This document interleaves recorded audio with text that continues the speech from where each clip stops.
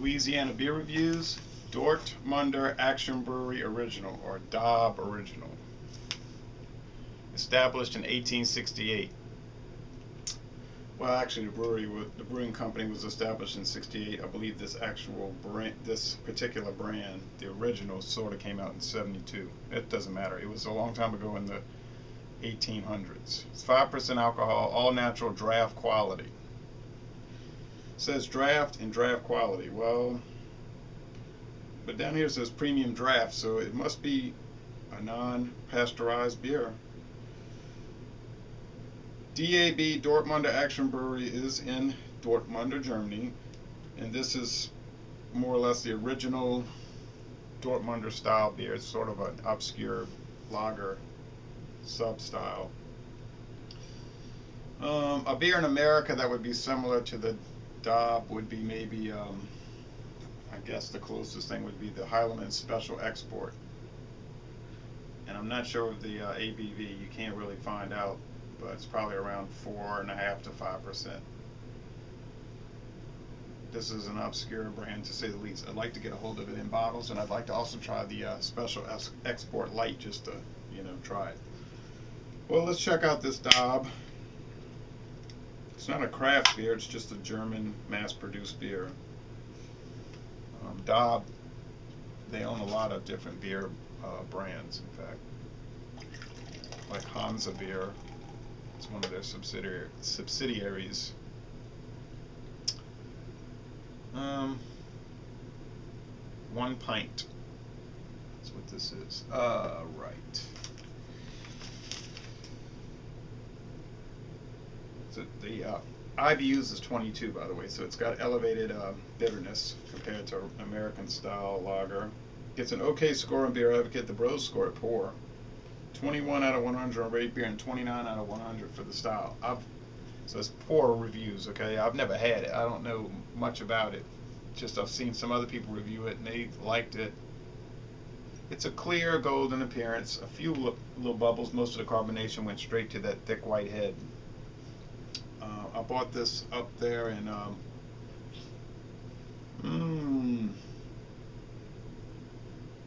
can't remember exactly. It was either Pennsylvania or Maryland.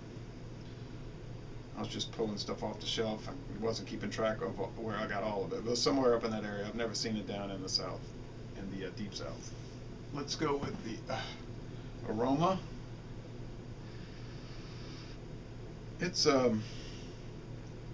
mostly just like a regular beer, sweet grain. If you had this and then you smelled Old Milwaukee, you probably wouldn't be able to tell the difference. I don't think. Doesn't say it's brewed according to Reinheitsgebot, but it might just be an adjunct beer. But anyway, let's go with the flavor.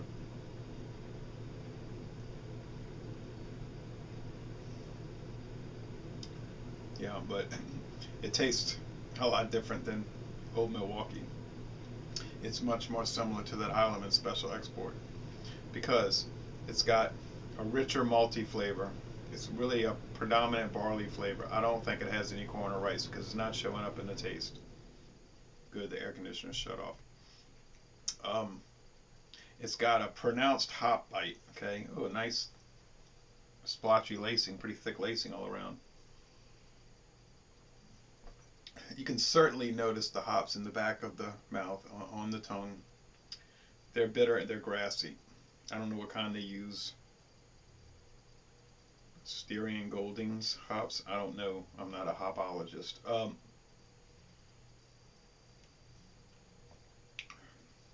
The mouthfeel is light and watery. It's a little bit slick and oily, like some of your Budweiser Busch beers tend to be. You get that kind of sliminess in your mouth just from your saliva interacting with the beer. Nothing unusual. The finish is crisp, clean, refreshing, mostly dry. The drinkability is super high. I don't... What are they saying? Okay. They're saying it's okay, which we would say that would be like fair or a C average. And the Bros say poor, which would be like a D. I don't see where that's coming from. I really do not.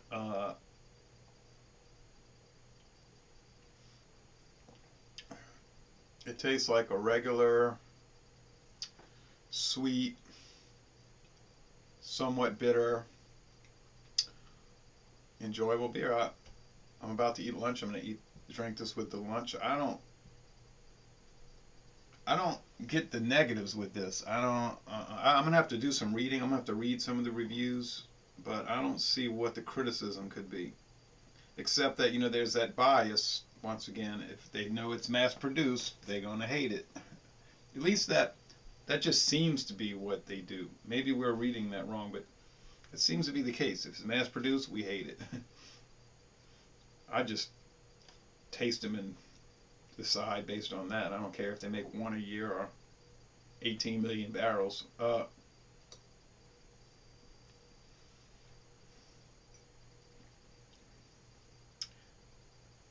And that last sip, I picked up a little bit of metallic. We've been talking about that lately, some of the other beer reviewers and myself, on our reviews. The old guard reviewers that came out in 2008 through 2010, a lot of them have dropped off the scene, but those guys insisted that there was no difference between canned and bottled, and you could not pick up the metal, and if you did pick up the metal, it was from the aging tanks. Okay, you make that argument if you want, but I mean, I don't usually pick that flavor up in bottled beer. I wish I could have gotten a green bottle of this, but I couldn't find it in singles. I didn't want to buy a whole 6-pack, and that can there was available in a single, so I bought it. So, it's aside from the metal, which isn't too prominent, but I mean, it's noticeable. It's no big deal. I'm still going to give this an A-. Yeah, it's excellent. To an extent, it's at the lower end of excellent, but I mean, hey, if you're at the lower end of excellent, you're still excellent. So I could drink this beer every day. I would never get tired of it. So that's why I give it that rating. Les Bon Ton Roulé. This is an excellent beer. Make no mistake, you got to try it. I mean, if you want to. And I'm going to end this review by saying, y'all come on down to southeastern Louisiana.